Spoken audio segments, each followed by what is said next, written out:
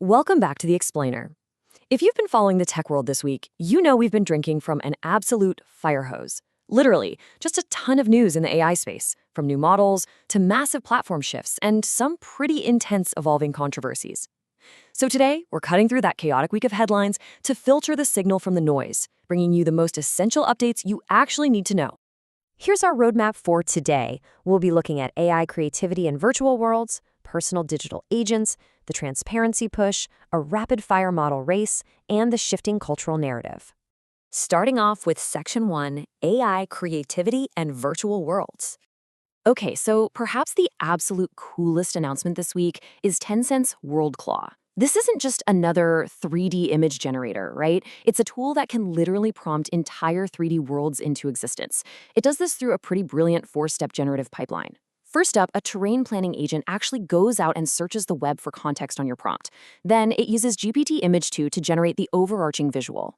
Step 3, it brings in Meta SAM 3, the segment anything model, to isolate every single element in the scene. We're talking trees, carts, lampposts, the whole shebang.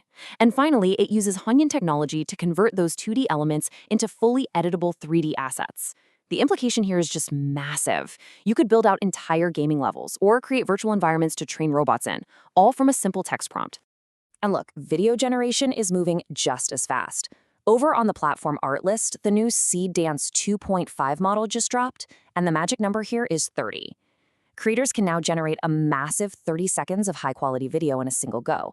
No more awkwardly stitching together those tiny 3-second clips. Even better, it lets you use up to 50 reference images, say a specific character, a product, or a location, and it keeps them incredibly consistent from shot to shot. It's a real game changer. Moving right along to Section 2, Personal Agents for Everyone.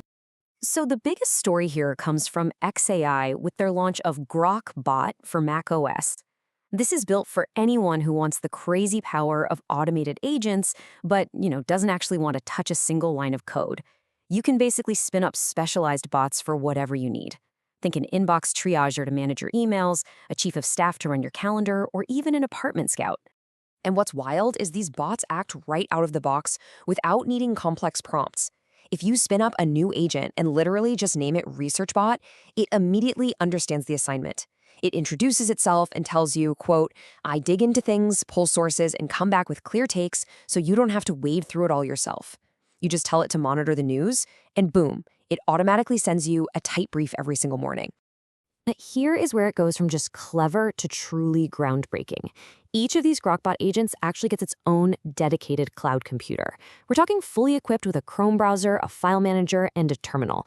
Meaning, if you want it to perform a recurring task, you just click Teach a Task, record your screen while you do it yourself, and the agent learns from watching your demonstration. You can set it up on a routine, say every hour, or whenever a specific Slack message pops up, and it just runs in the background on its own cloud machine. It's basically true autopilot.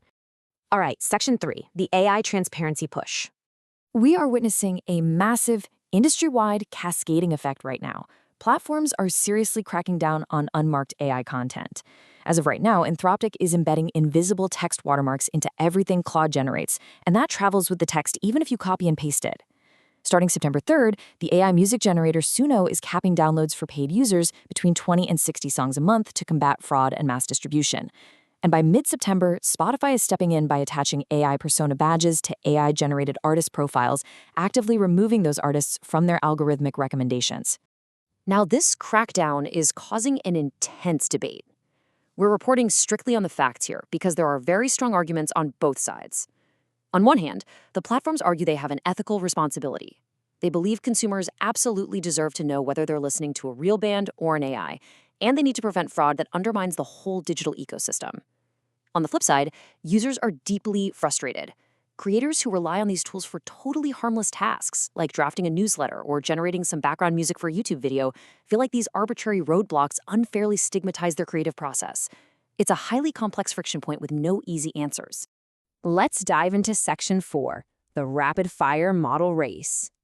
Okay, strap in, because the competition under the hood is absolutely fierce right now.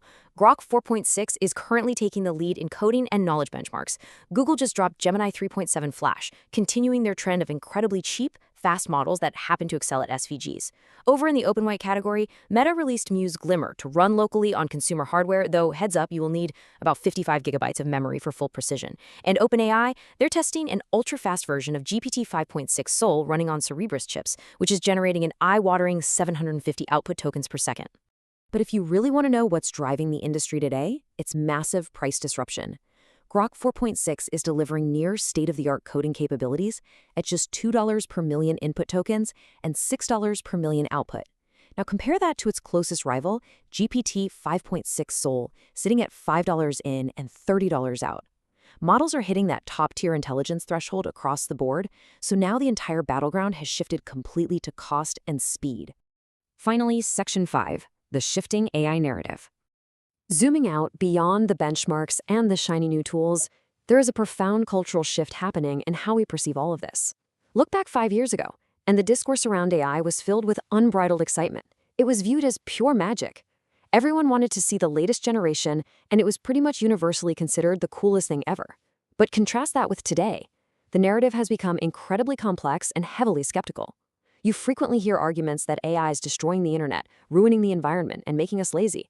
The honeymoon phase is clearly over, and the societal impact is now sitting right front and center. And that brings us to this final, provocative thought for you to ponder. We've seen incredible 3D worlds generated in seconds, and digital agents working away on their own cloud computers. But we've also seen the massive pushback requiring watermarks and usage limits.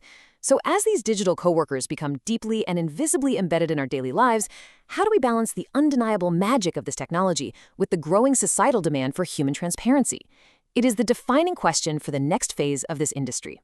Thanks so much for joining me on this explainer, and keep exploring.